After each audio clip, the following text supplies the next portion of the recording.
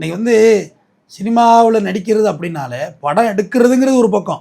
அவங்க original producer இருக்காங்க தம்பி, அவங்க ஃபைனான்ஸ் வாங்கி படம் எடுப்பாங்க, கடன் தாங்காமல் கடைசியாக சூசைட் பண்ணுவாங்க.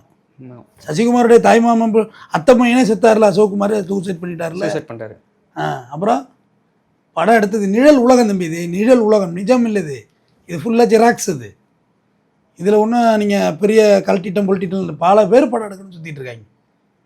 காசு முடிஞ்சு போயிடும். அவ்வளோ பெரிய சம்பாரிச்சு சிவாஜி கணேசனே பிள்ளைங்க எல்லாத்தையும் அழிக்க ஆரம்பிச்சிச்சு. குடும்ப சொத்து வேறு பிரச்சனை இருந்துச்சு கோர்ட்டில். நாகேஷ் தேட்டரே வித்தார் அவர் பையன். அதனால் இது ஒரு அவங்களால ஒரு நார்மல் லைஃபே வாழ முடியாது. ரொம்ப கஷ்டம் அது. அவங்கள எங்கேயும் வாழ விட மாட்டாங்க. எங்கே போனாலும் ஃபோட்டோ எடுப்போம் நிற்பாங்க. அப்போ எப்படி இயல்பாக வாழ முடியும்? இதை இரவினில் ஆட்டம் பகலில் தூக்கம் இதுதான் எங்கள் உலகம்னு சிவாஜி கணேசன் பாட்டு இருக்கு. ஆனால் அதான் உண்மை. இரவு முழுவதும் விடியால 5-6 மணி நேரம் ஆட்டா போடுவாங்க. 6-7 மணிக்கு வந்து வீட்டில் படுப்பாங்க. அது காலை இட்லி டிஃபனை போட்டு அப்படியே சாயந்தரம் எழும்புறது 5 மணிக்கு குளிச்சு முடிவிட்டு மறுபடியும் கிளம்ப வேண்டியதான். வேறு என்ன ஒர்க் இருக்குது? 10 இஎம்ஐ பஜாஜ் ஏதாச்சும் வாங்கியிருந்தா தெரியும்.